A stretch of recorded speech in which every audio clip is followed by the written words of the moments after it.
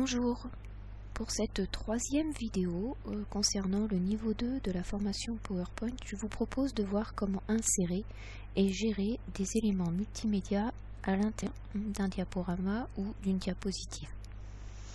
Cette vidéo se déroulera en deux parties car le contenu est relativement dense et je pense que la vidéo atteindrait facilement les 30 minutes si je ne séparais pas les deux éléments. Donc là, la première partie va concerner l'insertion et la gestion des vidéos.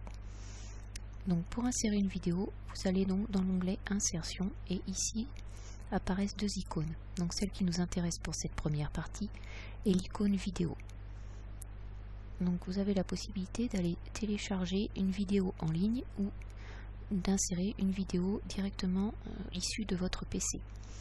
Pour les vidéos en ligne, personnellement, je ne m'en sers pas, d'une part parce que c'est très long et très lourd. En revanche, j'utilise un logiciel qui s'appelle Download Helper, que je pourrais vous présenter rapidement lors de notre session, et qui permet en fait, via YouTube, de télécharger les vidéos directement sur votre ordinateur au format MP4. Ce qui fait qu'ensuite elles sont utilisables justement dans le cadre d'un diaporama. Donc là, je vais aller chercher une vidéo sur mon PC. Voilà, donc on va faire je vais prendre une vidéo que j'ai créée pour mes élèves. Voilà, donc lorsque... Oups, il va me la mettre sur la mauvaise. J'ai pas changé de diapositive, c'est pas grave. Donc on va recommencer. Vive les flèches annulées. Donc là, je me mets évidemment non pas sur mon titre, mais sur une diapositive vierge. Et donc je recommence, vidéo sur mon PC, et je sélectionne la vidéo à insérer. Donc lorsque vous insérez une vidéo, vous allez avoir ici en haut un onglet qui s'appelle Outils vidéo qui apparaît. Donc dans cet onglet, vous avez deux options. L'option format qui permet finalement de traiter la vidéo un peu comme une image, donc avec des corrections de couleurs, voilà, des cadres appliqués autour de la vidéo, son format, enfin sa forme, sa bordure, etc. Donc ça c'est vraiment le gestionnaire d'images avec en plus cette icône de lecture qui vous permet de vérifier que la vidéo que vous avez choisie correspond à celle que vous attendiez. Nous, ce qui nous intéresse pour cette vidéo, c'est cette option lecture. Donc lorsque l'on clique sur cet onglet, on voit apparaître un certain nombre de propositions. Donc là toujours cette icône de lecture.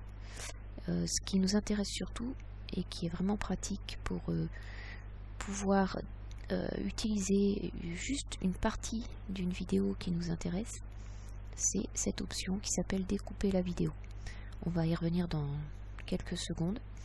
Ensuite ici ce sont des options qui vous permettent de faire apparaître et disparaître votre vidéo sur la diapositive. Ici vous avez une option de volume qui vous permet de régler le volume de la vidéo.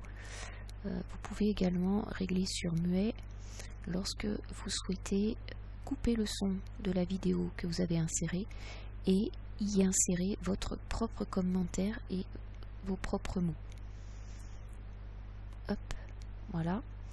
Et puis ensuite ici vous allez choisir la manière dont vous souhaitez que la vidéo débute.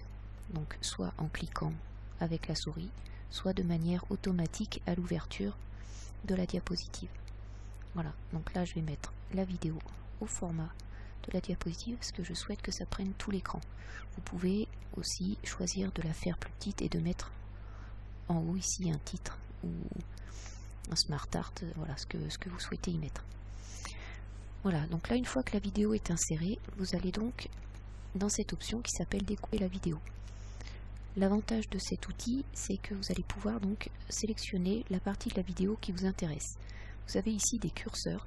Ces curseurs, lorsqu'on les déplace, en fait on s'aperçoit, voilà, que la vidéo se déplace, si on veut, du moins en tout cas évolue. Donc ça c'est pour décider du début. Et ici vous avez des petites flèches qui vous permettent de régler de manière plus fine le début de votre vidéo. Vous pouvez soit utiliser les flèches, soit taper directement ici les chiffres que vous souhaitez appliquer.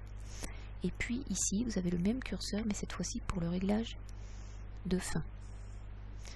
Donc on va pas la faire trop, parce que si je veux faire une démonstration, ça va durer trop longtemps. Voilà. Hop, on va prendre, on va dire qu'on va prendre. Allez, je vais ici. Je vais aller trop vite. Hop. Voilà. Et donc, même chose ici, vous pouvez affiner le début et la fin.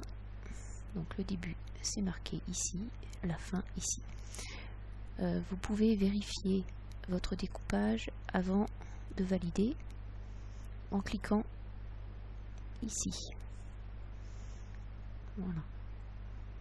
Et donc on constate que la lecture ne se situe plus que sur cette petite partie. Et donc là, on va cliquer sur OK et cette partie qui a été sélectionnée va apparaître à l'écran. Alors, l'avantage bien évidemment, c'est que pédagogiquement, on peut se servir que d'une seule source. Et le deuxième avantage, c'est que lorsque l'on se situe ensuite sur une deuxième diapositive et que l'on souhaite insérer de nouveau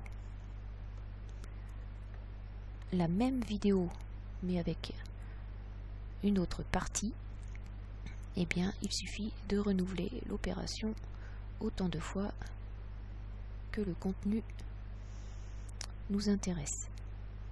Voilà, donc là de nouveau il va insérer la vidéo. Donc là de nouveau, hop, je règle à la taille, je vais dans lecture, découper la vidéo, et là imaginons que c'est cette partie là qui m'intéresse. Voilà, et bien de nouveau je sélectionne. Alors l'avantage, hop, l'avantage de fonctionner comme ça sur plusieurs diapositives, c'est qu'en fait ensuite on peut enchaîner chaque morceau de vidéo les uns après les autres sans qu'en fait on ne s'aperçoive de l'enchaînement. C'est-à-dire qu'en fait vous allez demander à votre diapositive, donc la première, celle-ci, vous allez appliquer ce qu'on avait vu dans une vidéo précédente, vous allez appliquer des transitions. Et donc là, vous n'allez pas demander à ce que la diapositive 3 passe à la diapositive 4 de façon manuelle, mais vous allez lui définir un temps précis, et à savoir le temps que dure cette vidéo, à savoir 7 secondes et 46. Donc là, on va écrire directement. Alors, moi, je rajoute toujours un petit plus, donc là 46, je vais mettre 48 parce que par expérience la vidéo démarre rarement exactement en même temps que la diapositive, il y a toujours un tout petit décalage et ça suffit parfois pour grignoter le dernier mot. Voilà, et puis je vais ensuite dans le volet animation, et là dans le volet animation on voit que la vidéo est en pause. Moi, je souhaiterais en fait que celle-ci démarre automatiquement. Donc je vais la mettre en lecture.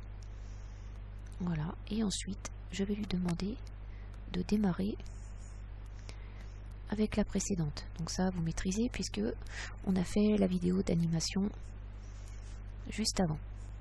Donc là, en fait, quand vous allez arriver sur cette diapositive 3, lorsque cette diapositive va s'ouvrir, la vidéo va se lancer de manière automatique et lorsqu'elle arrivera à la fin, hop, la diapositive 4 se mettra en route. En revanche, là, de nouveau, bien penser à mettre en lecture et avec la précédente. Voilà, donc là, je vais vous montrer ce que ça donne. Donc là, ça va enchaîner les diapositives les unes après les autres sans qu'il y ait besoin de faire sans qu'il y ait d'intervention. Voilà. Donc là, quand on met... Voilà.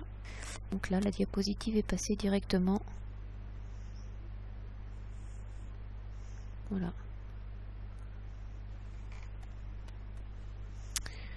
Voilà, en gros, pour l'insertion et la gestion des vidéos.